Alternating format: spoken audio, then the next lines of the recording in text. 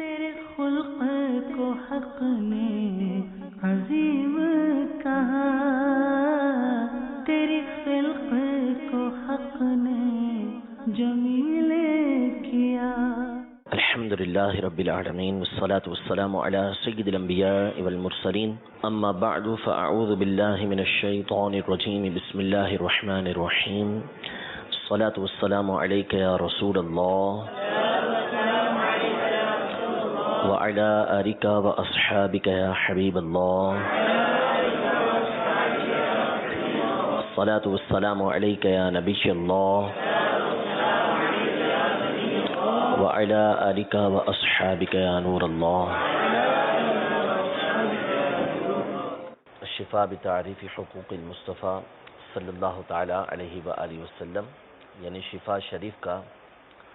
درس جاری ہے۔ آج کے سبق میں فصل ثالث یعنی تیسرا سبق جو پہلے باب کا ہے، اور یہ باب جیسا کہ وضاحت کی جا چکی ہے ان آیات میں کہ جو نبی کریم صلی اللہ تعالیٰ علیہ وآلہ وسلم کی شان و عظمت میں قرآن پاک میں بالکل واضح موجود ہیں، کہ جس سے آپ علیہ الصلوۃ والسلام کا مقام و مرتبہ اللہ تبارک و تعالیٰ کی بارگاہ میں معلوم ہوتا ہے۔ ان آیتوں میں سے جو بالکل واضح آیتیں ہیں ان کا تذکرہ قاضی ایاز مالکی رحمۃ اللہ تعالی علیہ اس باب میں بیان فرما رہے ہیں۔ پہلے باب کے اندر آپ نے اس بات کو بیان فرمایا کہ حضور علیہ الصلوۃ والسلام کی اللہ کی بارگاہ میں جو قدر و منزلت ہے، جو مقام و مرتبہ ہے۔ پھر دوسرے باب میں آپ نے حضور علیہ الصلوۃ والسلام کے ایک خاص وصف یعنی آپ کی گواہی کے معتبر ہونے کو بیان کیا کہ آپ علیہ الصلوۃ والسلام کی خصوصیات میں سے ہے کہ حضور علیہ الصلوۃ والسلام اپنی رسالت پر خود ہی گواہی دیں گے اور وہ معتبر ہوگی، آپ کی اپنی ذات پر گواہی معتبر ہے۔ اب تیسرا باب جو بیان فرما رہے ہیں وہ ہے اس حوالے سے کہ اللہ تبارک و تعالی قرآن مجید فرقان حمید میں اپنے محبوب کریم صلی اللہ تعالیٰ علیہ وآلہ وسلم کو مخاطب کیسے فرماتا ہے، یعنی آپ علیہ الصلوۃ والسلام کو جب مرکز گفتگو بناتا ہے، مرکز کلام بناتا ہے، آپ سے جب خطاب ہوتا ہے، کلام ہوتا ہے، تو اس میں اللہ تبارک و تعالیٰ کا انداز کیا ہے، اسلوب کیا ہے کہ حضور علیہ الصلوۃ والسلام کی جس سے تعظیم، حضور علیہ الصلوۃ والسلام کی جس سے اللہ تبارک و تعالیٰ کی بارگاہ میں محبوبیت، کہ آپ علیہ الصلوۃ والسلام اللہ کی بارگاہ میں کیسے محبوب ہیں، یہ خطاب سے ظاہر ہوتا ہے۔ یعنی جیسا کہ آپ جانتے ہیں کہ گفتگو کے انداز مختلف ہوتے ہیں، کسی کے ساتھ جب گفتگو کی جاتی ہے تو گفتگو کا انداز ہی اس بات کو واضح کرتا ہے کہ ان کے آپس میں تعلقات کیسے ہیں، آپس میں ان کی محبتیں کیسی ہیں، یہ ساری باتیں گفتگو ہی سے ظاہر ہو جاتی ہیں، ٹھیک ہے۔ یعنی کسی کے ساتھ اگر کوئی بالکل سادے سے انداز میں گفتگو کر رہا ہے تو پتہ چلتا ہے کہ اتنی زیادہ آپس میں میل ملاپ نہیں ہے، کسی کے ساتھ کرخت لہجے میں بات کرتا ہے تو پتہ چلتا ہے کہ آپس میں بنی ہوئی نہیں ہے، کسی کے ساتھ محبت سے گفتگو کرتا ہے تو پتہ چلتا ہے کہ آپس میں محبت ہے، کسی کے ساتھ انتہائی لطف کے ساتھ پیار کے ساتھ گفتگو کرتا ہے تو پتہ چلتا ہے کہ آپس میں بہت زیادہ محبت ہے۔ تو قرآن کریم میں اللہ تبارک و تعالی نے کس انداز میں حضور سرور دو عالم صلی اللہ تعالیٰ علیہ وآلہ وسلم کو مخاطب فرمایا، آپ سے کیسے کلام فرمایا اللہ تبارک و تعالی نے، یہ یہاں پر قاضی ایاز مالکی ان میں سے چند چیزوں کو ذکر کریں گے، چند باتوں کو ذکر کریں گے۔ یعنی انہوں نے 3 آیتیں ذکر کی ہیں اور ایک انداز مزید آگے ذکر کیا ہے کہ کیسے اللہ تبارک و تعالی نبی رحمت صلی اللہ تعالیٰ علیہ وآلہ وسلم کو مخاطب فرماتا ہے۔ سب سے پہلی جو آیت ذکر کی ہے وہ سورۃ التوبہ کی آیت نمبر 43 ہے، جس کا شان نزول یہ ہے کہ جب غزوہ تبوک پر نبی کریم صلی اللہ تعالیٰ علیہ وسلم اور صحابہ کرام علیہم رضوان یہ روانہ ہونے لگے تو کچھ منافقین نے بارگاہ رسالت میں حاضر ہو کر، یعنی جنہوں نے اپنا کفر چھپایا ہوا تھا اور اپنے آپ کو مومن ظاہر کیا ہوا تھا، یہ بارگاہ رسالت میں حاضر ہوئے اور حاضر ہو کر آپ علیہ الصلوۃ والسلام سے عرض کی کہ ہم جو ہے وہ چاہتے ہیں کہ ہم یہیں بیٹھے رہیں، آپ ہمیں اجازت دے دیں کہ ہم مدینہ منورہ میں رہیں اور یہاں ہمارے چونکہ معاملات ہیں تو ان معاملات کو ہم دیکھتے رہیں۔ تو حضور علیہ السلام نے ان کو اجازت مرحمت فرمائی کہ ٹھیک ہے تم بیٹھے رہو۔ آپ علیہ السلام کا ان کو اجازت مرحمت فرمانا یہ بالکل درست تھا اور حق کے عین مطابق تھا۔ آپ علیہ السلام نے جو اجازت مرحمت فرمائی یہ خود قرآن پاک میں کچھ آگے جا کر اللہ تبارک و تعالی نے ان منافقین کا تذکرہ کیا کہ اللہ تبارک و تعالی نے خود ان کے کھڑے ہونے کو، ان کے اس غزوے کے اندر آنے کو ناپسند کیا۔ کرہ اللہ بعاثہم، کہ اللہ تبارک و تعالی ان کے اٹھنے کو، ان کے آنے کو ناپسند کرتا ہے، لہذا ان کو بیٹھے ہوئے کے اندر ہی شامل کر دیا۔ پھر فرمایا کہ لو خرجوا فیکم ما زادوکم الا خبالا وَلَأَوْضَعُوا خِلَالَكُمْ يَبْغُونَكُمُ الْفِتْنَةَ، یعنی اگر یہ لوگ آ بھی جاتے تو انہوں نے کرنا فقط یہ تھا کہ تمہارے اوپر بوجھ بنتے اور تمہارے درمیان جو ہے وہ فتنہ تلاش کرتے کہ تمہارے درمیان فتنہ ڈال دیں۔ تو اللہ تبارک و تعالی خود اس بات کو ارشاد فرما رہا ہے کہ اگر یہ منافقین تبوک کے غزوے پر آپ کے ساتھ جاتے بھی تو انہوں نے جا کے بوجھ ہی بننا ہے، یعنی یہ مددگار نہیں بنیں گے، یہ نصرت کا، جیت کا سبب نہیں بنیں گے، بلکہ یہ آئیں گے تو الٹا بوجھ بنیں گے کہ جو شکست کی علامت ہے، لہذا ان کا نہ آنا بہتر ہے۔ تو آپ علیہ السلام نے بالکل حق کے مطابق اور عقل سلیم اللہ تبارک و تعالی نے جو آپ کو عطا فرمائی تھی اس کے مطابق آپ نے اجازت مرحمت فرما دی ہے۔ اچھا، اب اللہ تبارک و تعالیٰ کی حکمتیں ظاہر بے شمار ہوتی ہیں۔ آپ علیہ السلام نے اجازت مرحمت فرمائی، اس سے ہوا یہ کہ ان منافقین نے جانا تو کسی صورت بھی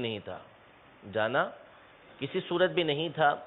امام مجاہد رحمۃ اللہ تعالیٰ علیہ وغیرہ نے اس بات کو روایت کیا ہے کہ منافقین باقاعدہ مدینہ منورہ میں یہ گفتگو کر رہے تھے اس وقت کہ اگر حضور علیہ السلام نے ہمیں اجازت مرحمت نہ بھی فرمائی تو ہم بیٹھے رہیں گے، اور اجازت مرحمت فرما دی تو ہمارے پاس تو بہانہ ہو جائے گا۔ اب منافقین کے پاس ایک عذر ہوتا کہ ایک بات ہوتی کہ ہم تو حضور علیہ السلام کی اجازت کے ساتھ مدینہ منورہ کے اندر بیٹھے ہیں، تو اللہ تبارک و تعالیٰ نے کی حکمت ایک یہ تھی کہ حضور علیہ السلام اگر ان کو اجازت مرحمت نہ فرماتے، حضور علیہ السلام ان کو اجازت مرحمت نہ فرماتے تو جو سچے اور جھوٹے ہیں وہ ظاہر ہو جاتے ہیں کہ سچا کون ہے۔ اسلام جو لے کر آیا ہے وہ نبی کریم صلی اللہ تعالیٰ علیہ وسلم کی پیروی کرتے ہوئے، آپ کی بات مانتے ہوئے آپ کے ساتھ غزوہ تبوک پر چلا جاتا، اور جو جھوٹا ہے وہ پیچھے ہی رہ جاتا۔ اگر آپ اجازت مرحمت نہ فرماتے تو یہ بات کیا ہو جاتی، بالکل واضح ہو جاتی کہ دیکھیں حضور علیہ السلام نے اجازت مرحمت نہیں فرمائی، اس کے باوجود یہ یہاں پر بیٹھے رہے، اس کا مطلب کہ یہ منافقین ہیں۔ تو یہ حضور علیہ السلام کا ایک فعل تھا جو اپنی دانش کے مطابق اور واقعے کے مطابق بالکل درست تھا، لیکن مزید اس کے اندر حکمت اللہ تبارک و تعالیٰ کی یہ تھی کہ اگر آپ علیہ السلام ان کو اجازت مرحمت نہ فرماتے تو یہ ہوتا کہ منافقین اور جو مسلمان ہیں ان کے درمیان فرق بالکل واضح ہو جاتا کہ وہ پیچھے بیٹھے رہ جاتے اور مسلمان آپ کے ساتھ غزوہ تبوک کے لیے چلے جاتے ہیں۔ اب گفتگو دیکھیں، انداز دیکھیں اللہ تبارک و تعالیٰ کہ نبی کریم صلی اللہ تعالیٰ علیہ وآلہ وسلم نے جب اجازت مرحمت فرما دی، وہ کام کیا جو جس میں مزید حکمت یہ تھی کہ آپ اجازت مرحمت نہ فرماتے، آپ نے اجازت مرحمت فرمائی، اس میں بھی کوئی مسئلہ نہیں، لیکن اگر نہ مرحمت فرماتے، اجازت نہ دیتے تو نتیجہ یہ نکلتا کہ اور بات واضح ہو جاتی۔ یہاں حضور علیہ السلام سے کوئی غلطی نہیں ہوئی، اب کسی سے اگر کوئی غلطی ہوتی ہے تو غلطی ہونے پر کسی بات پر تنبیہ کرنے پر مختلف انداز ہوتے ہیں۔ کسی نے کوئی غلطی کی، ارے آپ نے اس طرح کر دیا، اللہ تبارک و تعالی نبی کریم صلی اللہ تعالیٰ علیہ وآلہ وسلم کو اس بات پر تنبیہ فرما رہا ہے کہ آپ نے ان کو اجازت مرحمت فرمائی، لیکن پہلے اللہ تبارک و تعالیٰ تنبیہ فرمانے سے پہلے ارشاد فرماتا ہے عفا اللہ عنک، اے محبوب اللہ آپ کو معاف فرمائے، اللہ آپ کو معاف فرمائے، آپ نے کیوں ان کو اجازت دے دی؟ یعنی ایک گفتگو کا انداز ہوتا ہے نا، ارے بندہ خدا یہ کیا کیا آپ نے؟ یعنی پہلے کسی کو کہتے ہیں اللہ آپ پر رحم فرمائے، اللہ آپ کے درجے بلند کرے، آپ کا بیڑا پار ہو، اس طرح کے انداز گفتگو ہوتے نا. تو اللہ تبارک و تعالیٰ نے ابتداءً فرمایا کہ عفا اللہ عنکا، اللہ آپ کو معاف فرمائے. تو یہ جو انداز گفتگو ہے اس کے بارے میں یہ علماء ارشاد فرماتے ہیں، جیسا کہ قاضی ایاز مالکی رحمۃ اللہ تعالی علیہ نے ابو طالب المکی رحمۃ اللہ تعالی علیہ کے حوالے سے ذکر کیا کہ یہ ایسا کلام ہے جیسے کہتے ہیں بادشاہ، بڑے بڑے بادشاہ اپنے خاص الخاص عمرا سے، خاص الخاص وزیر سے، بڑے بڑے وزیروں سے، کہ جب ان کو کسی بات پر تنبیہ کرنی ہو تو کہتے ہیں اصلحک اللہ، اللہ آپ کی اصلاح فرمائے، اعزک اللہ، اللہ آپ کو عزت دے، اللہ آپ کو عزت دے. پھر اس کے بعد جو بات بیان کرنی ہوتی ہے وہ کرتے ہیں. تو اسی انداز میں عرب کے اس اسلوب کے اوپر یا دیگر زبانوں کے اسی انداز پر اللہ تبارک و تعالی نے نبی کریم صلی اللہ تعالی علیہ وسلم سے خطاب فرمایا عفا اللہ عنکا، اے محبوب اللہ آپ کو معاف فرمائے، لما اذنت لہم، آپ نے ان کو کیوں اجازت دی، حتی یتبین لک الذین صدقوا وتعلم الکاذبین، اگر آپ اجازت مرحمت نہ فرماتے تو کیا ہوتا، نتیجہ یہ نکلتا کہ آپ کے لیے ظاہر ہو جاتا کہ کون سچا ہے اور آپ جھوٹوں کو بھی جان لیتے ہیں. تو اجازت مرحمت نہ فرمانے میں یہ بات مزید ظاہر ہوتی ہے. یہ ایک الگ گفتگو ہے کہ حضور علیہ السلام نے جو اجازت مرحمت فرما دی اس میں حکمتیں بے شمار تھیں، لیکن اللہ تبارک و تعالی ظاہر ہے کہ سب سے بڑا حکیم ہے، سب سے بڑا دانا وہی ہے، تو وہ جانتا ہے کہ مزید حکمتیں کیا ہیں. لیکن یہاں جو اصل بتانا مقصود ہے وہ یہ ہے کہ اللہ تبارک و تعالی اپنے محبوب سے کلام کیسے فرماتا ہے. تنبیہ کرنی ہے، تنبیہ ڈائریکٹ بھی ہو سکتی تھی کہ لما اذنت لہم، آپ نے ان کو اجازت کیوں دی، آپ نے ان کو اجازت کیوں دی. لیکن اللہ تبارک و تعالیٰ کا کلام کہ عفا اللہ عنک لما اذنت لہم، اے محبوب اللہ آپ کو معاف فرمائے، آپ نے ان کو اجازت کیوں دی. اچھا، معاف جو فرمانا ہے وہ گناہ کی وجہ سے نہیں ہے. یہ میں نے پہلے عرض کر دیا کہ عفا اللہ عنکا کا جو جملہ ہے یہ اس طرح کا ہے جیسا کہ ہم عام طور پہ کسی کی تعظیم کے لیے، کسی کی تکریم کے لیے، کسی کی اہمیت کو سامنے رکھتے ہوئے کہ اس کو کسی بات پر تنبیہ کرنی ہے، لیکن اس سے پہلے ہم جو اس کا مقام ہوتا ہے، اس کا مرتبہ ہوتا ہے، اس کے مطابق کوئی نہ کوئی جملہ استعمال کرتے ہیں. یہ ایک بات اس آیت کے اندر بیان کی ہے. اب اس آیت کی تفسیر کے اندر 4 قول ذکر کیے ہیں امام قاضی ایاز مالکی رحمۃ اللہ تعالی علیہ نے کہ اس آیت کی تفسیر میں علماء کیا کیا بیان فرماتے ہیں. ویسے تو بہت ساری اس کی تفصیل ہے. پہلا قول تو یہی ذکر کیا کہ ابو محمد المکی رحمۃ اللہ تعالی علیہ یعنی امام ابو طالب المکی صاحب قوت القلوب رحمۃ اللہ تعالی علیہ فرماتے ہیں کہ قیل ھذا افتتاح کلام بمنزلۃ اصلحک اللہ واعزک اللہ، یعنی امام ابو محمد المکی رحمۃ اللہ تعالی فرماتے ہیں کہ کہا گیا ہے کہ یہ کلام کی ابتدا کرنا اس منزل پر ہے، اس درجے پر ہے. یہ کلام ایسا ہے جیسا کہ کوئی کسی کو کہتا ہے کہ اللہ آپ کی اصلاح کرے، اللہ آپ کو عزت عطا فرمائے. یعنی بادشاہ اپنے خاص امیر کو، خاص بڑے آدمی کو کسی بات پر تنبیہ کرنا چاہتا ہے، اس کی کوئی اہم بات کو بیان کرنا چاہتا ہے تو اس سے پہلے اس طرح کے جملے ارشاد فرماتا ہے. اس کو تعجب کے جملے بھی کہتے ہیں، لیکن اللہ کے لیے یہ نہیں ہے اس طرح. اللہ تبارک و تعالیٰ کے لیے تعجب نہیں ہو سکتا، لیکن دوسروں کے لیے اس طرح کے جملے کیا ہوتے ہیں، تعجب کے لیے بھی استعمال ہوتے ہیں کہ اللہ آپ کا بھلا کرے، آپ نے ایسا کیوں کیا. دوسری بات امام عون بن عبداللہ رحمۃ اللہ تعالی علیہ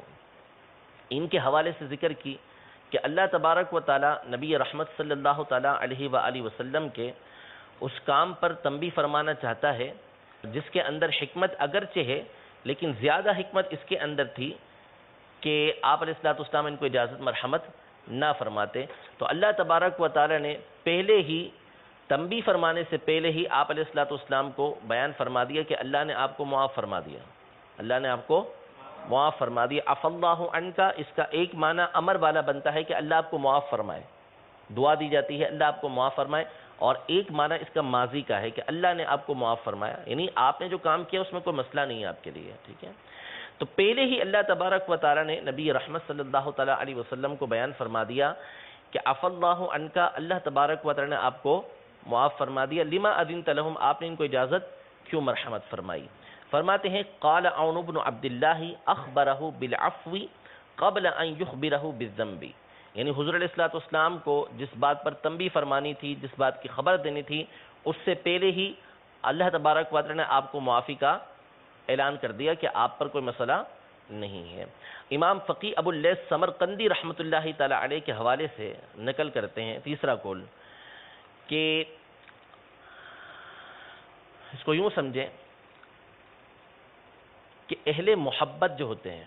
وہ محبوب کی ادنا ناراضگی سے بھی ڈرتے ہیں، محبوب کی ادنا ناراضی سے بھی ڈرتے ہیں کہ کہیں ہمارا محبوب جو ہے وہ ناراض نہ ہو جائے، اس کے دل کو ٹھیس نہ لگ جائے، ٹھیک ہے، کتنی احتیاط کرتے ہیں کہ اس کو کسی طرح کی کوئی بات بری نہ لگ جائے۔ اور یہاں تو جو معاملہ ہے وہ ہے خالق حقیقی کا، جو سب سے زیادہ محبوب ہے، یعنی اللہ تبارک و تعالی جو سب سے پیارا ہے، سب سے زیادہ محبت فرمانے والا ہے، سب سے زیادہ انعام فرمانے والا ہے، سب سے بڑھ کر کریم ہے، سب سے بڑھ کر نوازنے والا ہے۔ اور معاملہ کس کے ساتھ ہے؟ نبی کریم صلی اللہ تعالیٰ علیہ وسلم کے ساتھ، یعنی اللہ اور اس کے حبیب صلی اللہ علیہ وسلم کا معاملہ ہے کہ کائنات میں سب سے زیادہ اللہ تبارک و تعالیٰ جو محبت فرماتا ہے وہ نبی کریم صلی اللہ علیہ وسلم سے فرماتا ہے، اور کائنات میں اللہ تبارک و تعالیٰ سے جو سب سے زیادہ محبت فرماتے ہیں وہ نبی رحمت صلی اللہ علیہ وسلم فرماتے ہیں۔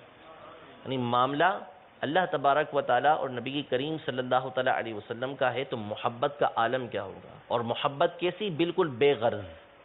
ٹھیک ہے نا۔ اللہ تبارک و تعالیٰ تو غرض سے بالکل پاک ہے، وہ تو کسی سے محبت اس لیے تھوڑی کرتا ہے کہ اس کو کوئی غرض حاصل ہوگی، اور نبی کریم صلی اللہ تعالیٰ علیہ وآلہ وسلم کی بھی اللہ سے جو محبت ہے وہ خالص ہے بالکل۔ تو اب نبی کریم صلی اللہ تعالیٰ علیہ وسلم جو اللہ کے سب سے بڑے محبوب، اور نبی رحمت صلی اللہ علیہ وسلم وہ کہ جو اللہ سے سب سے زیادہ محبت فرمانے والے ہیں۔ اب براہ راست اگر نبی کریم صلی اللہ تعالیٰ علیہ وسلم سے اللہ تبارک و تعالیٰ یوں ارشاد فرماتا ہے کہ لما اذنت لہم، لما اذنت لہم، آپ نے ان کو اجازت کیوں دے دی، آپ نے ان کو اجازت کیوں دے دی، تو اب جو محبوب ہے، جو محب ہے، اس کے لیے کلام ایسا ہے کہ فرماتے ہیں فقی ابو اللیث سمرقندی کہ کہیں اس کلام کی ہیبت سے نبی کریم صلی اللہ علیہ وسلم کا سینہ چاک نہ ہو جاتا کہ اللہ تبارک و تعالیٰ مجھ سے فرما رہا ہے کہ لما اذنت لہم، آپ نے ان کو اجازت کیوں دی۔ یعنی اللہ تبارک و تعالیٰ کی جو محبت ہے نبی کریم صلی اللہ علیہ وسلم سے، اور نبی کریم صلی اللہ علیہ وسلم کی جو اللہ سے محبت ہے، اس معاملے کو سامنے رکھتے ہوئے اگر براہ راست یہ کلام ہوتا لما اذنت لہم، تو یہ بات حضور علیہ الصلوۃ والسلام پر اتنی شاق گزرتی، اتنی بھاری ہوتی کہ کہیں ایسا نہ ہوتا کہ آپ علیہ الصلوۃ والسلام اس کلام کی ہیبت کی وجہ سے آپ کا سینہ مبارکہ چاک ہو جاتا۔ لیکن اللہ تبارک و تعالیٰ کی رحمت کے قربان کہ وہ اپنے حبیب صلی اللہ علیہ وسلم سے محبت ایسی فرماتا ہے کہ آگے گفتگو فرمانے سے پہلے، کلام فرمانے سے پہلے ہی فرما دیا عفا اللہ عنک، آپ تسلی میں رہیے، آپ کے دل کو سکون رہے، تسکین حاصل کیجئے کہ اللہ آپ سے ناراض نہیں ہے۔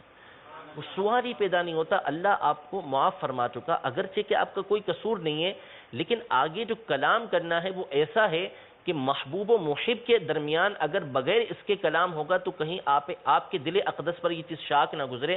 کہ اللہ تبارک و تعالیٰ کہیں ناراض تو نہیں ہوا، حالانکہ اس کا تصور نہیں، لیکن اس کے باوجود پہلے ہی بیان فرما دیے کہ عفا اللہ عنک، اللہ تبارک و تعالیٰ آپ کو معاف فرمائے، لما اذنت لہم، آپ نے ان کو اجازت کیوں دی ہے۔ یہ بات ذکر کر کے فقی ابو اللیث سمرقندی رحمۃ اللہ تعالی علیہ فرماتے ہیں، پہلے عبارت دیکھ لیں کہ حق السمرقندی عن بعضهم ان معناه عافاك الله یا سلیم القلب لما اذنت لهم قال ولو بدأ النبي صلی اللہ تعالی علیہ وسلم بقوله لما اذنت لهم لخیف علیہ ان ينشق قلبه من هیبة هذا الكلام لكن اللہ تعالی برحمته اخبره بالعفو حتى سکن قلبه۔ یعنی اگر اللہ تبارک و تعالی نبی کریم صلی اللہ تعالی علیہ وسلم سے کلام کی ابتدا اپنے اس قول سے فرماتا کہ آپ نے ان کو اجازت کیوں دی، تو اس بات کا حضور علیہ الصلوۃ والسلام پر خوف تھا کہ کہیں اس کلام کی ہیبت کی وجہ سے آپ کا دل اقدس، دل مبارک شاک نہ ہو جائے، لیکن اللہ تبارک و تعالی نے اپنی رحمت سے پہلے ہی عفو کی خبر دی یہاں تک کہ آپ علیہ السلام کا دل بالکل پرسکون ہو گیا. ثم قال، پھر اس کے بعد ارشاد فرمایا لما اذنت لهم، کہ آپ نے ان کو اجازت کیوں دی بالتخلف، پیچھے بیٹھنے کی، حتی یتبین لک الصادق فی عذرہ من الکاذب، یہاں تک کہ آپ کے سامنے ظاہر ہو جاتا ہے کہ اپنے عذر کے اندر کون سچا ہے اور کون جھوٹا ہے. فرماتے ہیں وفی ھذا من عظیم منزلتہ عند اللہ ما لا یخفى علی ذی لب ومن اکرامہ ایاہ وبرہ ما ینقطع دون معرفت غایتہ نیایت القلب. یعنی اس آیت کے اندر حضور علیہ السلام کی جو اللہ کی بارگاہ میں عظیم منزلت ہے، بہت بڑا مرتبہ ہے، وہ کسی عقل مند کے اوپر مخفی نہیں ہے، کسی دانا پر مخفی نہیں ہے. جس کی عقل سالم ہو، عقل سلامت ہو، وہ بخوبی جان سکتا ہے اس آیت کے ذریعے کہ اللہ کی بارگاہ میں حضور علیہ السلام کا مقام و مرتبہ کیا ہے. اور آپ علیہ السلام کو اللہ نے جو عزت دی ہے اور آپ کے ساتھ جو بھلائی فرمائی ہے، اس میں سے ایک یہ بھی ہے کہ اللہ تبارک و تعالی حضور علیہ السلام سے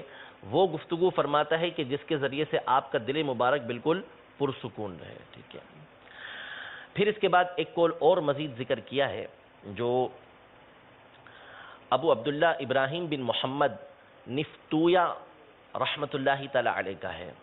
انہوں نے تو کمال کر دیا ہے اس آیت کی تفسیر میں، کہ بالکل معنی ہی انہوں نے ایسا کر دیا کہ کمال ہو گیا. یہ مشہور ایک لغوی ہیں، نحوی ہیں، نفتویا، قال نفتویا. یہ نفتویا جیسا کہ میں نے پچھلے اسباق میں یعنی بخاری شریف کے درمیان آپ کو بتایا تھا کہ یہ اس طرح کے جو الفاظ آتے ہیں محدثین اس کو نفتویا، راہویا، ٹھیک ہے، سیبویا اس طرح پڑھتے ہیں، جبکہ جو نحوی ہیں، لغوی ہیں، وہ اس کو نفتوے، سیبوے، مردوے اس طرح پڑھتے ہیں. پڑھنے کے مختلف انداز ہیں. تو چونکہ حدیث کی کتاب ہے، سیرت کی کتاب ہے، تو محدثین کا جو انداز ہے وہ کیا ہے؟ نفتویا. تو امام ابو عبداللہ ابراہیم بن محمد نفتویا اس آیت کی تفسیر میں یہ فرماتے ہیں کہ بعض لوگ تو اس طرف گئے ہیں، بعض لوگوں نے یہ کہا کہ اس آیت میں حضور علیہ السلام کو عتاب کیا گیا ہے، تنبیہ کی گئی کہ آپ نے کیوں اجازت دی. عتاب ہوا، عتاب یعنی کسی بات پر تنبیہ کرنا. عتاب کا مطلب عذاب نہیں ہوتا. عتاب اللہ تبارک و تعالیٰ اپنے پیاروں پر فرماتا ہے، اپنے پیاروں پر عتاب فرماتا ہے. خود حضور علیہ السلام فرمایا کرتے تھے، ابن ام مکتوم رضی اللہ تعالیٰ عنہ کا جب معاملہ پیش آیا تو حضور فرمایا کرتے تھے کہ ھذا عاصبنی بھذا ربی، یہ وہ ہے کہ جس کی وجہ سے اللہ تبارک و تعالیٰ نے، میرے رب نے مجھ پر عتاب فرمایا. تو عتاب میں ہر وقت یہ ضروری نہیں ہے کہ اس کے اندر سختی پائی جائے یا ناراضی پائی جائے. عتاب محبت کے ساتھ بھی ہوتا ہے کہ سرکار آپ نے ایسا کیوں کیا، آپ کو ایسا نہیں کرنا چاہیے تھا. تو عتاب کے اندر بھی محبت والے اسلوب پائے جاتے ہیں. تو بعض لوگوں نے کہا کہ اس آیت میں حضور علیہ السلام سے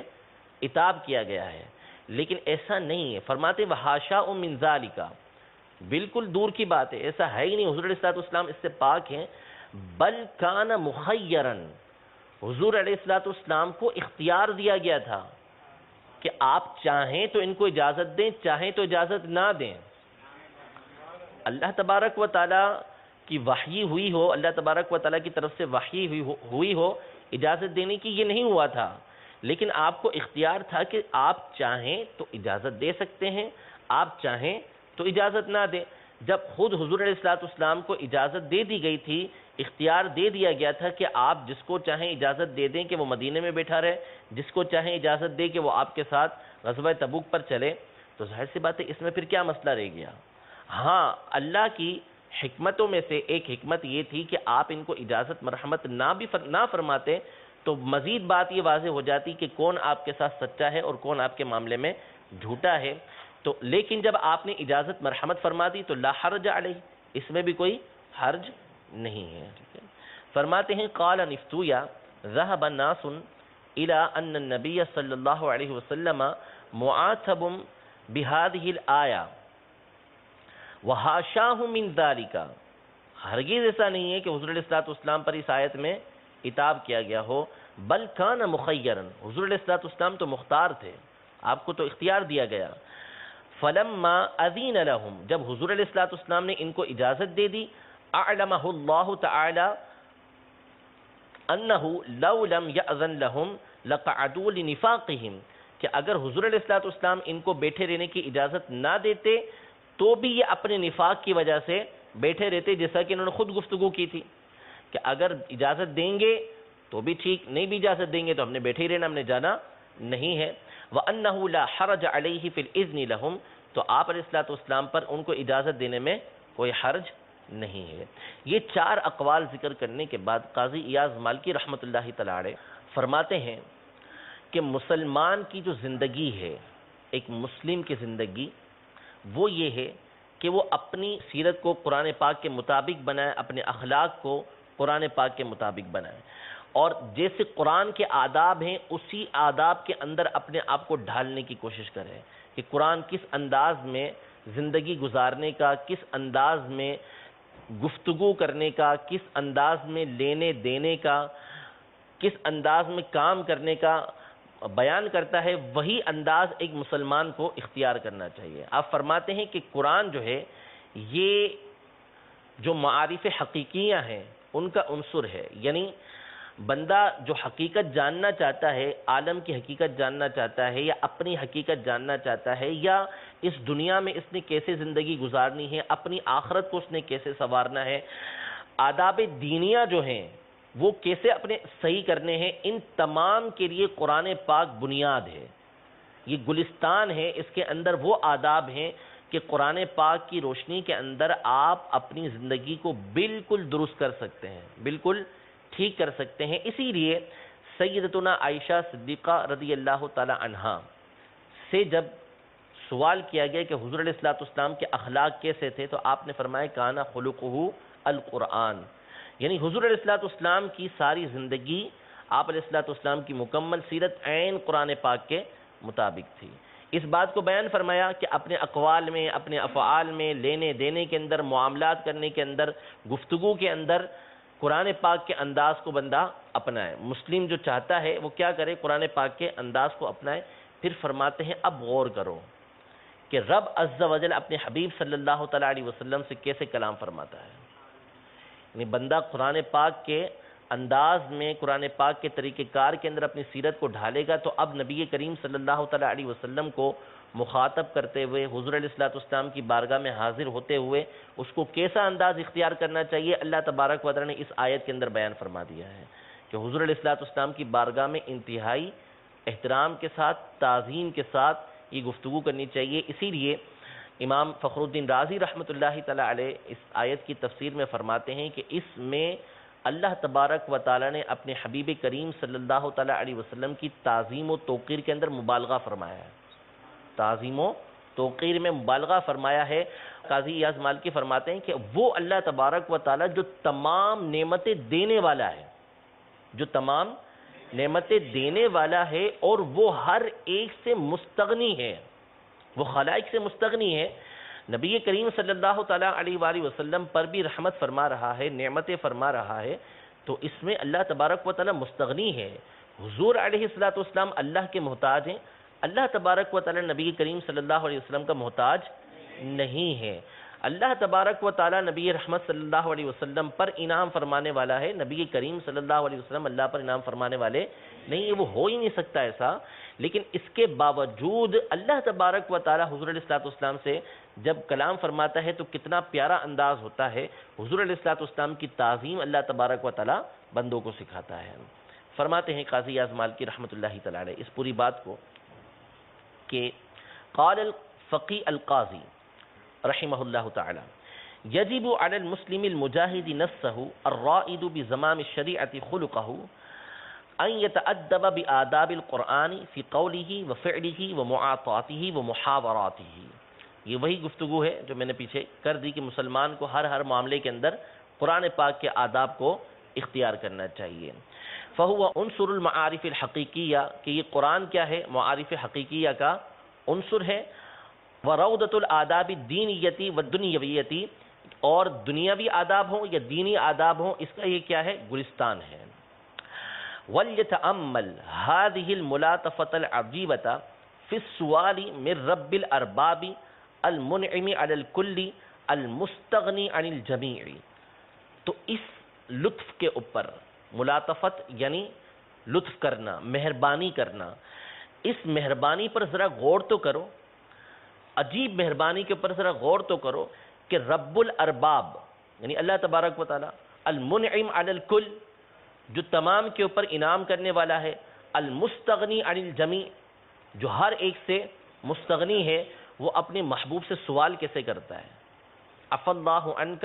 لما اذنت لهم، اللہ آپ کو معاف فرمائے، آپ نے ان کو اجازت کیوں دی؟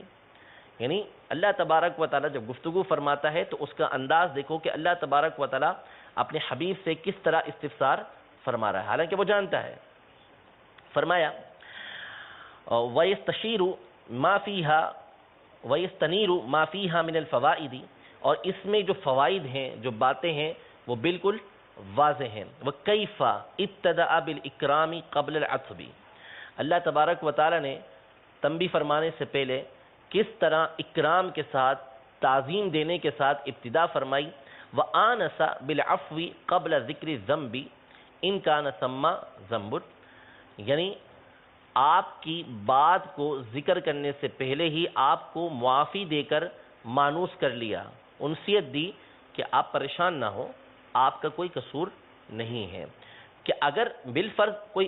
ایسی بات ہوتی بھی، یہاں پہ کوئی خطا ہوئی بھی ہوتی، تو اس سے پہلے کیا ہو گیا؟ معافی عطا فرما دی، اس سے پہلے ہی معافی عطا فرما دی۔ لیکن فرماتے ان کان ثم ذنب، یہ تو اس صورت میں کہ جب ایسا ہوتا، یہاں پر تو ایسا ہے ہی نہیں، یہاں پر تو ایسا ہے ہی نہیں، اگر ہوتا بھی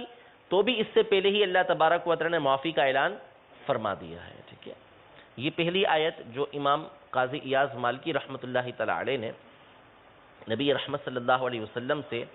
گفتگو کا اللہ تبارک و تعالی کا انداز کیا ہے، کلام کا انداز کیا ہے، اس کو ذکر کیا ہے۔ دوسری آیت اللہ تبارک و تعالی سورہ بنی اسرائیل کی آیت نمبر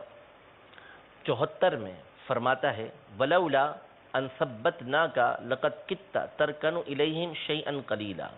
ترجمہ کنز الایمان، اور اگر ہم تمہیں ثابت قدم نہ رکھتے تو قریب تھا کہ تم ان کی طرف کچھ تھوڑا سا جھکتے۔ اس آیت کی جو شان نزول ہے پہلے اس کو سماعت فرما لیجیے۔ قبیلہ ثقیف کا ایک وفد سید عالم صلی اللہ تعالیٰ علیہ وسلم کے پاس آ کر کہنے لگا کہ اگر آپ 3 باتیں منظور کر لیں تو ہم آپ کی بیعت کر لیں۔ ایک تو یہ کہ ہم نماز میں جھکیں گے نہیں، یعنی رکوع سجدہ نہیں کریں گے۔ دوسری یہ کہ ہم اپنے بت اپنے ہاتھوں سے نہ توڑیں گے۔ تیسرے یہ کہ لات کو پوجیں گے تو نہیں مگر 1 سال اس سے نفع اٹھائیں کہ اس کے پوجنے والے جو نظریں چڑھانے آتے ہیں اس کو ہم وصول کر لیں۔ سید عالم صلی اللہ تعالیٰ علیہ وسلم نے فرمایا کہ اس دین میں کچھ بھلائی نہیں جس میں رکوع سجدہ نہ ہو، اور بتوں کو توڑنے کی بابت تمہاری مرضی، اور لات و عزا سے فائدہ اٹھانے کی اجازت میں ہرگز نہ دوں گا۔ اس پر وہ کہنے لگے کہ یا رسول اللہ، ہم چاہتے یہ ہیں کہ آپ کی طرف سے ہمیں ایسا اعزاز ملے جو دوسروں کو نہ ملا ہو کہ ہم فخر کر سکیں۔ اس میں اگر آپ کو اندیشہ ہو کہ عرب شکایت کریں گے تو آپ ان سے کہہ دیجئے گا کہ اللہ کا حکم ایسا ہی تھا۔ اس پر یہ آیت نازل ہوئی، یعنی قبیلہ ثقیف کے چند لوگ یہ بارگاہ رسالت میں حاضر ہو کر کہا کہ ٹھیک ہے ہم اسلام لے آتے ہیں، لیکن آپ ہمیں 3 باتیں ہماری مان لیں۔ نمبر 1 کہ ہم جب نماز پڑھیں گے تو رکوع اور سجدہ نہیں کریں گے۔ تو حضور نے اس کے جواب میں فرمایا کہ اس دین میں کوئی بھلائی نہیں ہے کہ جس کے اندر رکوع سجدہ نہ ہو۔ دوسرا انہوں نے کہا کہ بھائی بت ہم اپنے ہاتھوں سے نہیں توڑیں گے۔ تو حضور نے فرمایا مقصد اصلی کیا ہے؟ بتوں کا توڑنا ہی ہے نا، تو ٹھیک ہے اپنے ہاتھ سے نہ ٹوٹیں۔ اور جہاں تک رہا لات و عزا پر جو چڑھائے جاتے ہیں اس کا فائدہ اٹھانا، تو میں تمہیں اس کی اجازت نہیں دوں گا۔ ٹھیک ہے، تو پھر انہوں نے کہا کہ ہمیں آپ ایسی پھر ہمارے لیے کوئی بات کریں کہ جس کے ذریعے سے دوسروں کے اوپر ہمیں فوقیت حاصل ہو، اور پھر لوگ اعتراض کریں کہ بھائی ان کو کیوں الگ سے فوقیت مل رہی ہے، کیوں ان کو اکرام مل رہا ہے، تعظیم مل رہی ہے، تو کہہ دیجئے کہ اللہ تبارک و تعالیٰ نے اس طرح آیت نازل فرمائی ہے۔ تو یعنی حضور علیہ السلام کو اس طرف مائل کرنے کی کوشش کی، لیکن حضور علیہ السلام اس طرف مائل نہیں ہوئے۔ اللہ تبارک و تعالیٰ اپنے اس انعام کا تذکرہ فرماتا ہے کہ وَلَوْلَا أَن ثَبَّتْنَاكَ لَقَدْ كِدتَّ تَرْكَنُ إِلَيْهِمْ شَيْئًا قَلِيلًا، کہ اگر ہم آپ کو ثابت قدم نہ رکھتے تو قریب تھا کہ تم ان کی طرف کچھ تھوڑا سا جھکتے۔ تو اللہ نے ثابت قدم رکھا اللہ تبارک و تعالی نے ایسا معاملہ کیا ہی نہیں تو حضور علیہ الصلوۃ والسلام ان کی طرف جھکے ہی نہیں. جیسا کہ میں نے پہلے بھی بتایا تھا کہ ایسی چیزوں کو کہتے ہیں کہ یہ تاریک بالمحال کے قبیل سے ہے. تاریک بالمحال کے قبیل سے یعنی ایسی شرط لگانا کہ وہ شرط ہو ہی نہ سکے.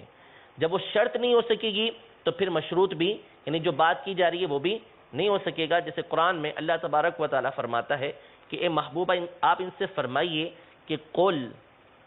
ان کان للرحمن ولد فانا اول العابدین، کہ اگر رحمان کا کوئی بیٹا ہوتا تو میں سب سے پہلے اس کو پوجنے والا ہوتا.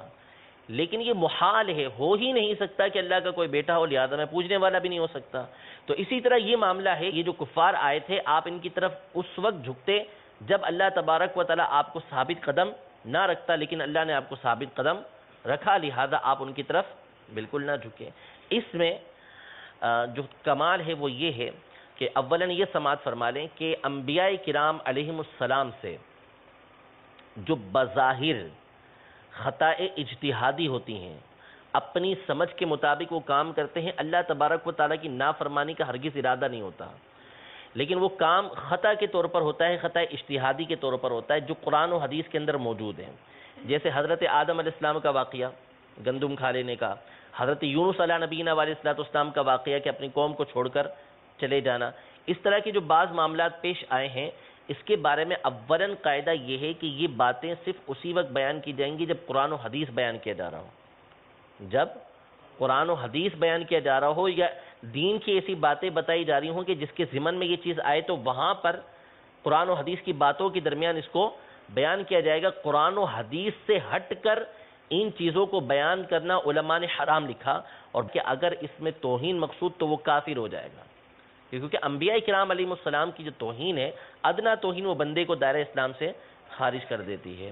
لیکن انبیاء کرام علیہ السلام سے جو اس طرح کے معاملات پیش آئے، ہرگز کسی نبی سے یہ تصور ہی نہیں کہ وہ گناہ ہوا، بلکہ ان سے وہ خطا ہوئی. انہوں نے ارادہ ہی نہیں کیا کہ اللہ تبارک و تعالیٰ کی نافرمانی کرے. اللہ تبارک و تعالیٰ کی نافرمانی کا کوئی ارادہ نہیں تھا، وہ خطا اجتہادی ہوئی. اللہ تبارک و تعالیٰ نے ان کو معاف فرمایا، تنبیہ فرمائی. لیکن سب کے ساتھ کیا معاملہ ہوا؟ قاضی ایاز مالکی بعض متکلمین کے حوالے سے لکھتے ہیں کہ تمام انبیاء کرام علیہم السلام کے ساتھ یہ معاملہ پیش آیا کہ جب ان سے ایسی خطا ہو گئی، اجتہادی خطا ہو گئی، تو اس کے بعد اللہ تبارک و تعالیٰ نے ان کو تنبیہ فرمائی. اس کے بعد تنبیہ فرمائی کہ یہ آپ نے کیا کیا، یہ آپ نے کیا کیا. لیکن نبی کریم صلی اللہ تعالیٰ علیہ وسلم کی شان ملاحظہ فرمائے کہ اللہ تبارک و تعالیٰ اپنے حبیب سے کیسے کلام فرماتا ہے، کیسے گفتگو فرماتا ہے کہ وَلَوْلَا أَن ثَبَّتْنَاكَ لَقَدْ كِدْتَ تَرْكَنُ إِلَيْهِمْ شَيْئًا قَلِيلًا، کہ اگر ہم آپ کو ثابت قدم نہ رکھتے تو آپ کچھ ان کی طرف مائل ہو جاتے ہیں. یعنی ابھی آپ علیہ السلام سے خطا ہوئی نہیں، اجتہادی خطا ہوئی بھی نہیں، جو ہونی نہیں ہے اس سے پہلے ہی اللہ نے تنبیہ فرما دی تاکہ آپ اس خطا کے اندر اصلاً پڑیں گے ہی نہیں. دوسروں کے ساتھ جب معاملہ پیش آیا تو کیا پیش آیا کہ ان کو پہلے معاملہ پیش آ گیا، پھر اس کے بعد اللہ تبارک و تعالیٰ نے تنبیہ فرمائی، اور حضور علیہ السلام کو پہلے ہی فرما دیا کہ اللہ تبارک و تعالیٰ نے آپ کے دل کو ثابت قدم رکھا ہوا ہے، آپ کو بالکل ثابت قدم رکھا ہوا ہے، آپ کے دل کو پختہ کیا ہوا ہے، لہذا آپ ان کی طرف مائل ہوں گے نہیں. مائل اس وقت ہوتے جب ہم آپ کے دل کو پختہ نہ رکھتے اور آپ کی قدم کو ثابت نہ رکھتے، لیکن ہم نے ثابت رکھا ہوا ہے. ٹھیک ہے، دیکھیے وقال تعالی، اللہ تبارک و تعالی فرماتا ہے وَلَوْلَا أَن ثَبَّتْنَاكَ لَقَدْ كِدْتَ تَرْكَنُ إِلَيْهِمْ شَيْئًا قَلِيلًا. قال بعض المتكلمين عاتب الله الأنبياء صلوات الله عليهم بعد الزلات وعاتب نبينا صلى الله عليه وسلم قبل وقوعه ليكون بذلك أشد انتهاء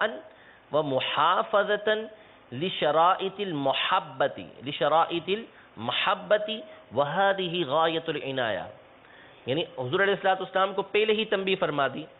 تاکہ آپ علیہ السلام جو محبت کا تقاضا ہے اس کی انتہا پر رہیں. اصلاً وہ بات ہی واقع نہ ہو کہ جس سے محبت کے اندر کوئی حرف آ سکے، کوئی بات آ سکے، کچھ کلام ہو سکے، ایسا کوئی معاملہ پیش ہی نہ آ سکے. اس سے پہلے ہی فرما دیا کہ ہم نے آپ کے دل کو بالکل ثابت رکھا ہوا ہے، مضبوط رکھا ہوا ہے، آپ کے قدموں کو ہم نے مضبوط رکھا ہوا ہے۔ وَهَذِهِ غَایَةُ الْعِنَایَةِ، یہ اللہ تبارک و تعالیٰ کی نبی کریم صلی اللہ تعالیٰ علیہ وآلہ وسلم سے اعلیٰ درجے کی محبت ہے، آپ علیہ السلام کی طرف مکمل اور کامل اللہ تبارک و تعالیٰ کی خاص توجہ ہے۔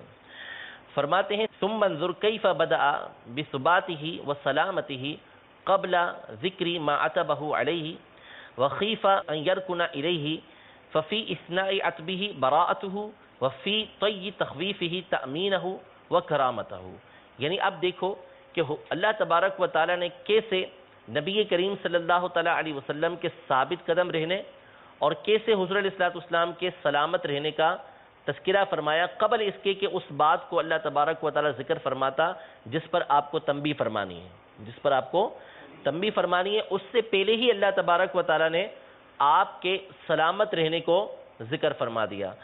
اور جس بات کی طرف آپ کے مائل ہونے کا خوف کیا جاتا ہے اس سے پہلے ہی اللہ تبارک و تعالیٰ نے بیان فرما دیا کہ ہم نے آپ کو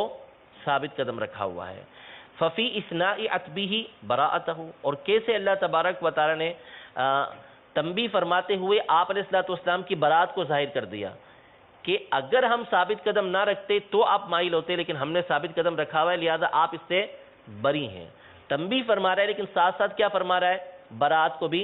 ظاہر فرما رہا ہے۔ اسی طرح آپ علیہ السلام کو ایک بات کے اوپر تنبیہ ہو رہی ہے، لیکن آپ کا امن اور آپ کی کرامت جو اللہ کی بارگاہ میں ہے اس کو بھی اللہ تبارک و تعالیٰ بیان فرما رہا ہے۔ یہ دو آیتیں مکمل ہوئیں کہ جس میں اللہ تبارک و تعالیٰ نے نبی کریم صلی اللہ تعالیٰ علیہ وآلہ وسلم سے جس طرح کلام فرمایا ہے اس کے یہ دو جز تھے۔ باقی آگے ایک اور آیت ہے اور ایک اور طریقہ کار ہے، اللہ نے چاہا تو انشاءاللہ تبارک و تعالیٰ اپنے اگلے سبق کے اندر اسی گفتگو کو مستقل رکھیں گے، اور سیدی اعلیٰ حضرت امام اہل سنت نے جو یہاں پر کمال گفتگو فرمائی ہے اپنے رسالے میں، اپنی کتاب کے اندر تجلی الیقین میں، تو انشاءاللہ تبارک و تعالیٰ اگلے سبق کے اندر اس کو ذکر کریں گے۔ رب العزت جل وعلا ہم سب کو حضور سرور دو عالم صلی اللہ تعالیٰ علیہ وآلہ وسلم کی سچی عقیدت محبت نصیب فرمائے، اور آپ علیہ السلام کا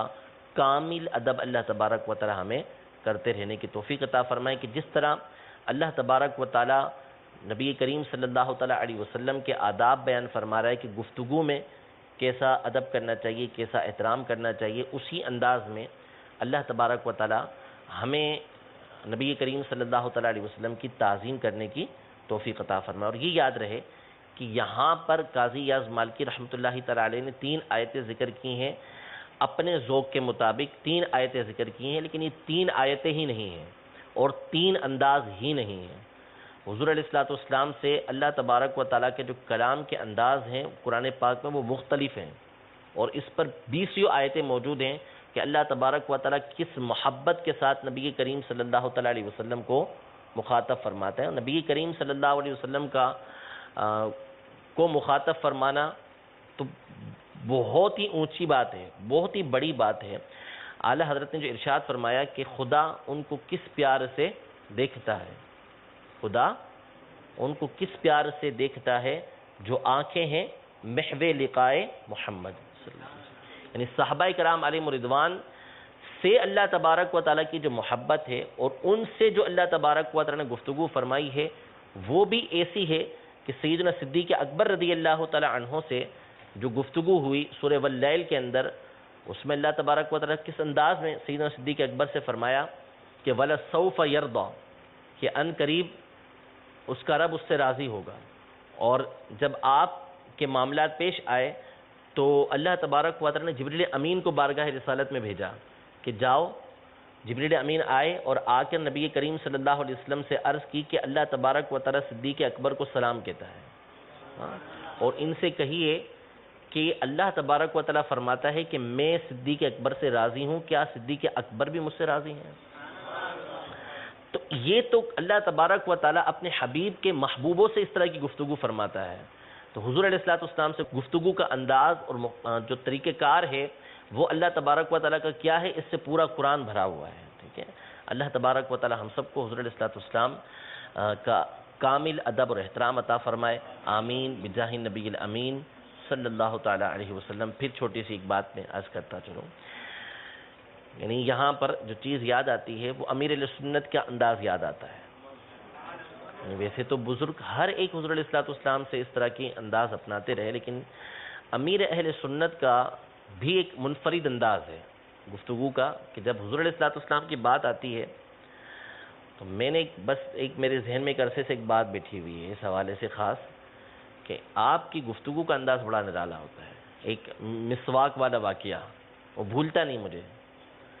کہ ہم جب مسواک والا واقعہ پڑھتے ہیں، حدیث پڑھتے ہیں، تو اس میں کیا حضور علیہ الصلوۃ والسلام ایک صحابی کے ساتھ تشریف لے جا رہے تھے، تو ایک درخت کی ٹہنی جو ہے اس کو